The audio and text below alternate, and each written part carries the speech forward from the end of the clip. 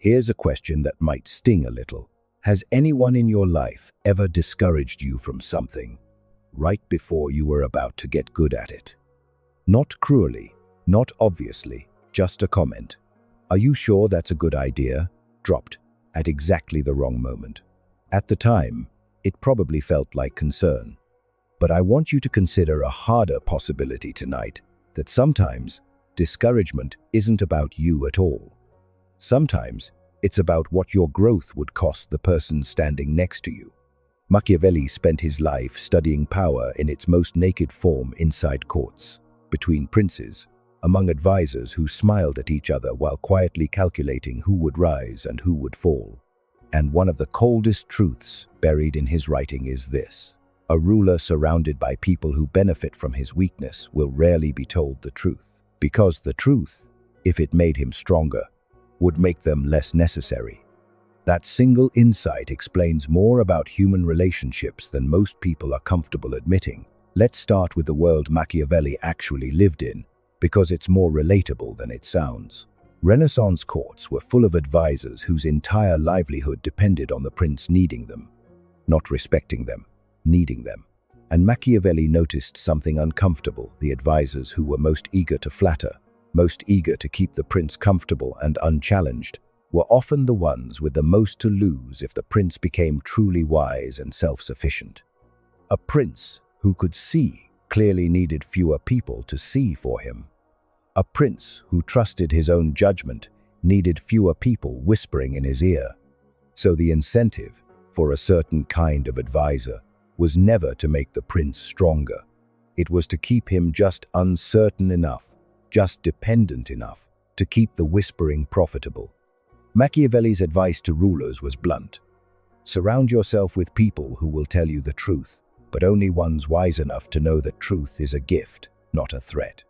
Because the alternative advisors who benefit from your confusion will slowly, patiently, keep you smaller than you could be. Now bring that into your own life. Because this isn't just a story about kings. Think about the people who react strangely when you improve. Not your enemies, they're easy to spot. I mean the ones close to you. The friend who goes quiet when you get the promotion. The family member who always has a reason your new plan won't work. The partner who somehow always brings up your past failures right when you're building new confidence. Most of the time, this isn't villainy. People rarely think of themselves as the obstacle in someone else's story. But watch closely, and you'll notice a pattern. Their doubt about you often shows up exactly when your growth would change the shape of the relationship. When your success would mean they can no longer be the stronger one, the wiser one, the one who's needed. That's the quiet incentive Machiavelli was describing 500 years ago, just wearing more familiar clothes. Here's the part that requires some honesty though, because this idea can easily become an excuse to distrust everyone who ever questions you. That's not the lesson. Not all criticism comes from someone who needs you to be weak.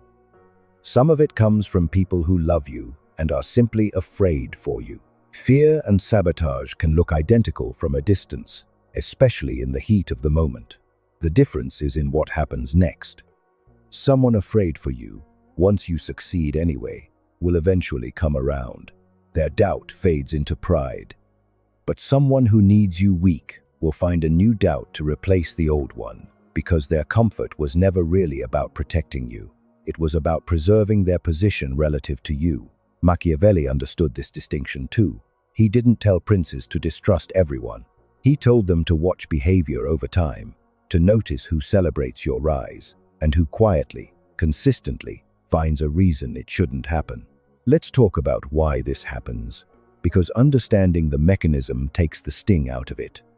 People build their sense of self around comparison. It's not usually conscious. But if someone has spent years being the capable one, the confident one, the one who has it more together than you, your growth doesn't just feel good for you. It can feel like a small loss for them. Their identity was quietly propped up by the gap between you. Machiavelli would say, don't expect people to root for a change that costs them something, even if they'd never admit that cost to themselves. It's not usually malice. It's self-preservation wearing the mask of concern. And here's the harder truth. Sometimes, the people most invested in your smallness are not your rivals. They're the ones who benefit from your comfort. The friend who likes being needed by you. The partner who feels safest when you're a little unsure. The colleague who feels secure only when you're still one step behind them. None of them may ever say it out loud, even to themselves. But watch the pattern of their reactions, not their words, and the incentive reveals itself. So what do we do with this, without becoming paranoid or cold toward the people we love? First, separate the message from the mechanism. Ask not just, is this criticism true, but does this person benefit from me believing it? Sometimes the answer is simply no, and that matters. But sometimes the answer is uncomfortable, and that matters too. Second, watch what happens after you succeed despite the doubt. That's the real test. Support that turns to pride is real.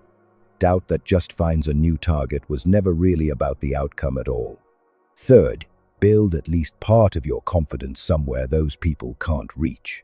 Machiavelli's princes were taught to rely on their own judgment, their own strength, precisely because advisors and allies can shift with circumstance. The same applies to you. If your entire sense of capability depends on people who might quietly benefit from your uncertainty, you've built your foundation on very unstable ground. And fourth, be honest about whether you've ever done this to someone else. It's an uncomfortable mirror, but a necessary one. All of us, at some point, have felt a flicker of discomfort at someone else's growth. The question is whether we act on that flicker or whether we catch it and choose to celebrate them anyway. So, let's return to the question I opened with. Has anyone in your life ever discouraged you from something right before you were about to get good at it? Maybe you can name them now. And maybe, for the first time, you're seeing that moment not as concern, but as a small act of self-preservation dressed up as care. Machiavelli's whole philosophy was built on one uncomfortable premise that people act according to what benefits them, whether they admit it or not. That's not a reason to trust no one.